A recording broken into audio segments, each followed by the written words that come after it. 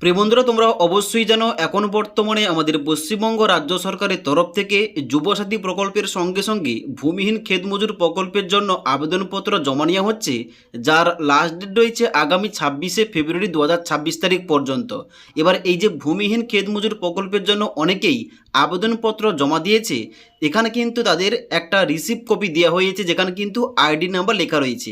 ওই ID number দিয়ে application স্ট্যাটাসটা কিন্তু বর্তমানে চেক করতে হবে, যার জন্য নতুন একটা পোর্টাল চালু করা হয়েছে, যেখানে গিয়ে অবশ্যই চেক করতে হবে তাদের অ্যাপ্লিকেশানটা কী অবস্থায় রয়েছে, তাদের অ্যাপ্লিকেশানটা রিজেক্ট করা হয়েছে নাকি অ্যাপ্রুভ করা হয়েছে।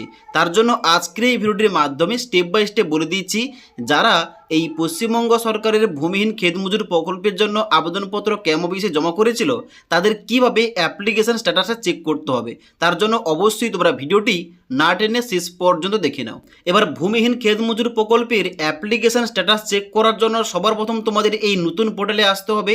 এই অফিসিয়াল ওয়েবসাইটের লিঙ্কটা আমাদের এই ভিডিওর নিচে দেওয়া রয়েছে, সেখান থেকে তোমরা ডাইরেক্ট এই পেজে আসবে। এই ওয়েবসাইটে আসার পর তোমরা একটু নিচের দিকে আসবে, এখানে কিন্তু তোমাদের দেওয়া রয়েছে ফার্মার সার্চ বলে একটা অপশান, যেখানে তোমাদের তিনটি অপশান দিয়ে চেক করা যাবে তোমাদের অ্যাপ্লিকেশান স্ট্যাটাসটা।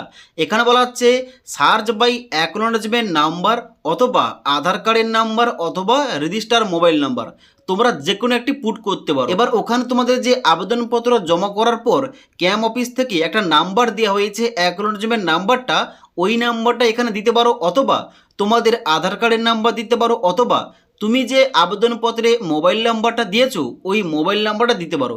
যে কোনো একটি দেবে। দেওয়ার পর নিচে এখানে এই যে সার্চ অপশান দেওয়া রয়েছে, এই সার্চ অপশানে ক্লিক করতে হবে।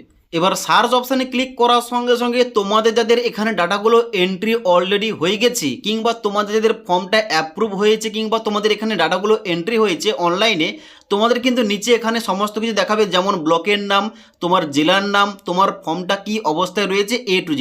এবার যদি তোমাদের ফর্মটা এখনও পর্যন্ত অনলাইনে সাবমিট হয়নি, কিংবা তোমাদের এখানে ডাটাগুলো এন্ট্রি করা হয়নি, তুমি হয়তো লাস্টের দিকে আবেদনপত্র জমা করেছো, তোমাদের কি দেখাবে এখন? তোমাদের কিন্তু এখানে শো করবে নো রেকর্ড ফাউন্ড। ওকে, এবার এই অপশান দেখালে কিন্তু কোনো কিছু চিন্তার কারণ নেই, কারণ এখানে কিন্তু লক্ষ লক্ষ এখানে আবেদনপত্র জমা পড়েছে, যার জন্য ওই ডাটাগুলো কিন্তু অনলাইনে ইনপুট করতে সময় যাবে, এবং এখানে কিন্তু ডাটাগুলো এন্ট্রি হওয়ার পরে কিন্তু তোমাদের এখানে স্ট্যাটাসটা চেক করার পর দেখাবে এখানে কিন্তু তোমাদের A to Z তথ্যগুলো। ওকে, তার জন্য একটু পরে তোমাদের চেক করতে হবে, যারা তোমার লাস্টের দিকে আবেদনপত্র জমা করেছো, তোমাদের একটু পরে তোমাদের কিন্তু চেক করতে হবে।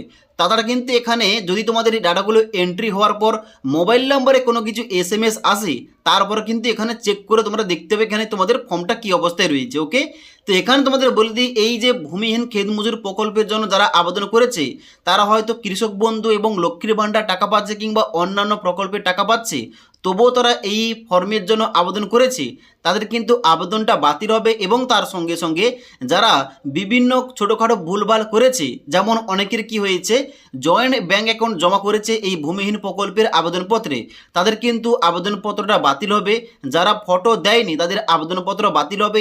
এইভাবে অনেক কিছু ভুলভাল থাকার কারণে কিন্তু এখানে ফর্মটা বাতিল হয়ে যাবে। তাই সঠিকভাবে এই ভূমিহীন ক্ষেতমজুর প্রকল্পের আবেদনপত্রটা কীভাবে ফিল আপ করতে হবে, কোন কোন ডকুমেন্টস অ্যাটাচ করতে হবে, এই টপিকে অলরেডি আমাদের চ্যানেলে ভিডিও দেওয়া রয়েছে, তোমরা না দেখে থাকলে নিচের লিঙ্ক থেকে দেখতে পারো। তো এখনও বর্তমানে তোমাদের দেখিয়ে দিলাম ভূমিহীন ক্ষেতমজুর প্রকল্পের অ্যাপ্লিকেশন স্ট্যাটাসটা তোমাদের কীভাবে চেক করতে হবে, এবং যাদের নো রেকর্ড ফাউন্ড দেখাচ্ছে তাদের কি করতে হবে A to Z বলে দিলাম। যদি আজকের এই ভিডিওটির আপডেট তোমাদের ভালো লেগে থাকে, একটি লাইক করবে এবং বন্ধুদের অবশ্যই ভিডিওটি শেয়ার করে দেবে।